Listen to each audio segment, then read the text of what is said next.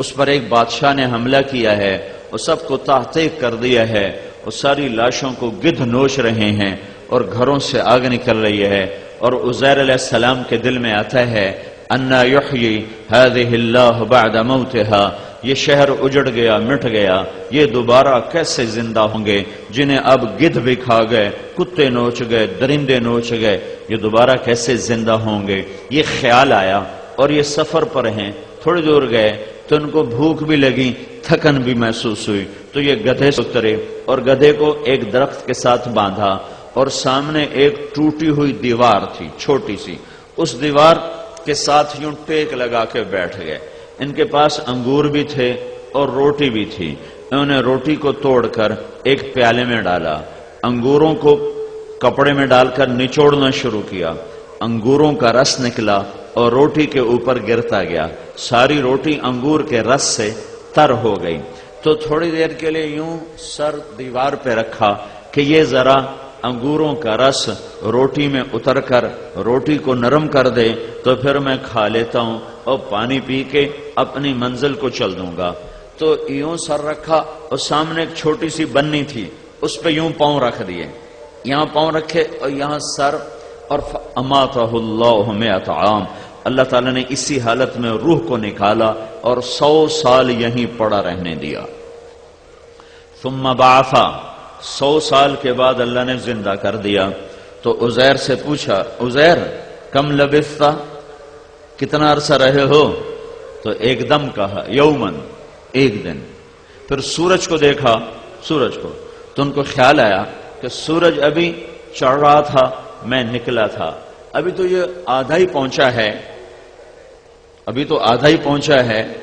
آسمان کے نصف میں ہے، تو نہیں یا اللہ بعض یوم، یا اللہ آدھا دن، آدھا دن۔ تو میرے رب نے کہا عزیر میں بتاؤں؟ کہا جی کیا؟ کہ بل لبثت 100 عام، تو 100 سال یہاں پڑا رہا ہے۔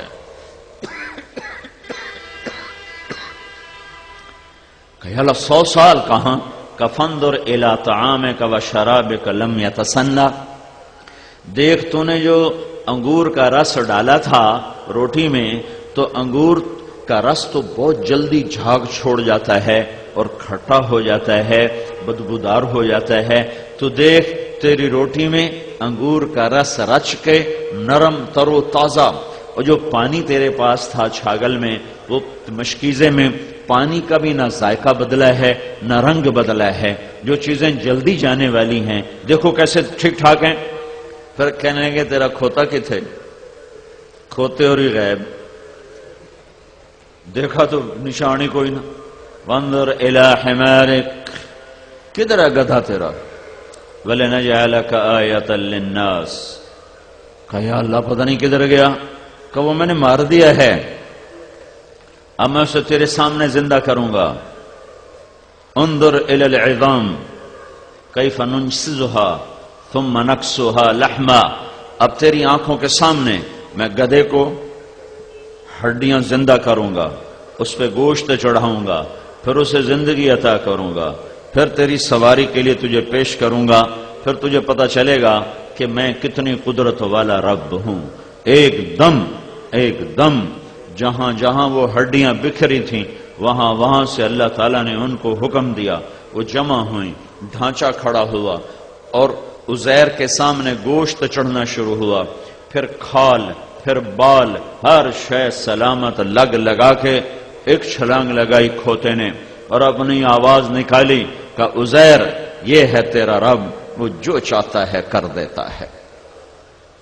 فلما تبین له قال اعلم ان اللہ علی کل شیء قدیر، یہ اللہ یہ کس سے سنا کر اللہ یہ ذہن بناتا ہے کہ آرے والے کے میرے بندے بندیو، تیرا رب سب کچھ کر سکتا ہے، سب کچھ، مالک اللہ،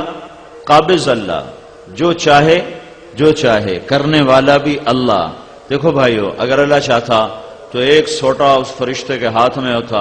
اور ہم سب کو نماز پہ بھی کھڑا کرتا، جھوٹ سے بھی بچاتا اور شراب سے بھی بچاتا اور ظلم سے بھی بچاتا،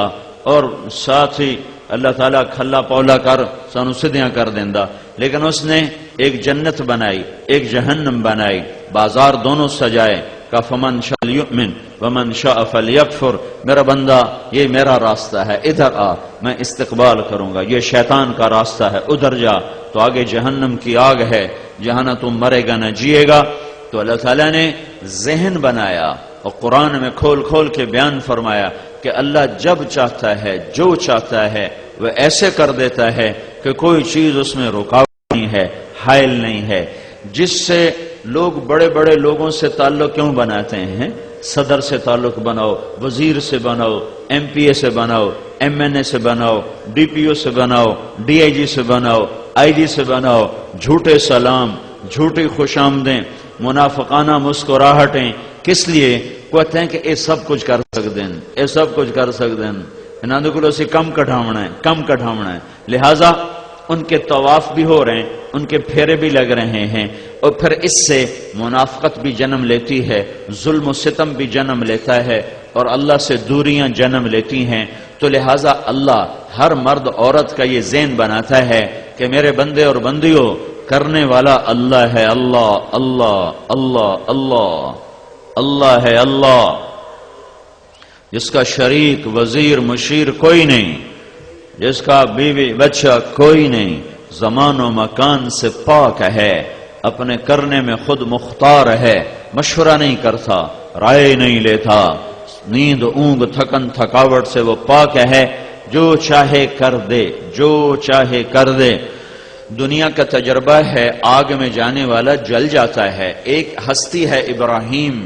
علیہ السلام، جو آگ کے شعلوں کے اوپر اٹھتے ہیں، اور آگ اتنی بلند ہے کہ اوپر سے اڑتا ہوا پرندہ بھی جل کے اس میں گرتا ہے۔ جب یہ آگ کے شعلوں کے اوپر آتے ہیں تو اوپر سے آگ والے رب کا امر آتا ہے، کونی بردن و سلاما، بردن و سلاما، ٹھنڈی بھی ہو، سردی نہ لگے، گرمی بھی نہ لگے، معتدل ہو جا۔ تو ابراہیم علیہ السلام آگ کے ڈھیر پر جب پہنچے ہیں تو انگاروں پر گرے نہیں ہیں، گرے نہیں، آگ کے شعلوں نے ابراہیم علیہ السلام کو ایسے تھاما جیسے ماں اپنے بچے کو ہاتھوں پہ تھام لیتی ہے، اور بڑے پیار سے آ کر انگاروں پر بٹھایا، اور جبریل اترے اور کرتا پہنایا، اور پر مارا، چشمہ نکلا، پر مارا، انار کا درخت نکلا، 40 دن بٹھا کے کھلایا ہے، 40 دن بٹھا کے کھلایا ہے۔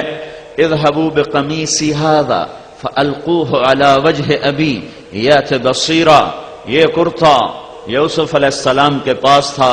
جب یعقوب علیہ السلام کی آنکھیں چلی گئیں یوسف کی جدائی میں رو رو، اور پھر بھائیوں کی اور یوسف کی پہچان ہوئی، پھر معافی تلافی ہوئی، تو پھر یوسف علیہ السلام نے وہ کرتا نکالا، کہ یہ میرا کرتا لے جاؤ اور میرے ابا کی آنکھوں پہ لگانا، تو اس کے ساتھ ہی ابا کی آنکھوں کی بینائی واپس آ جائے گی۔ تو یہ وہ کرتا تھا جو اللہ نے ابراہیم علیہ السلام کو آگ کے ڈھیر پر پہنایا۔ یہ قرآن کی ذہن سازی کہ سب کچھ اللہ کرتا ہے، آدم سے لے کر آدم علیہ السلام اور حوا سے لے کر عیسیٰ بن مریم تک، مرد عورت نکاح کرتے ہیں، بچہ پیدا ہوتا ہے، شادی کرتے ہیں، بچی پیدا ہوتی ہے، یہی سلسلہ ساری دنیا دیکھتی چلی آ رہی ہے۔ لیکن ایک دم میرے اللہ کی قدرت کا ایک شاہکار وجود میں آتا ہے، اللہ کی پاک بندی مریم اپنے مکان کمرے میں ہے، اور ایک دم ایک فرشتہ اس کے سامنے آتا ہے، وَاذْكُرْ فِي الْكِتَابِ مریم، یاد تو کرو مریم کا قصہ، یاد تو کرو مریم کا قصہ، کبھی فرصت ہو تو قرآن کھول کے بیٹھا کرو، اللہ کی قدرت اور شہنشاہی کے نظارے اس میں دیکھا کرو۔ حضرت علی کا فرمان ہے، حضرت علی کا فرمان ہے، جب میرا جی چاہتا ہے میں اپنے رب سے بات کروں، میری بات دھیان سے سننا، حضرت علی کا فرمان ہے جب میرا جی چاہتا ہے میں اپنے رب سے بات کروں تو میں نماز پڑھتا ہوں، نماز میں میرے اللہ سے گفتگو ہوتی ہے، میں اپنے رب سے بات کرتا ہوں، اور جب میرا جی چاہتا ہے کہ میرا اللہ مجھ سے بات کرے، میرا مالک مجھ سے بات کرے، میرا رب مجھ سے بات کرے، تو میں قرآن پڑھتا ہوں۔ جب تم قرآن پڑھتے ہو تو اللہ تم سے بات کرتا ہے۔ پر ہماری کم قسمتی ہے، نہ پڑھنے والے رہے نہ سمجھنے والے رہے، صرف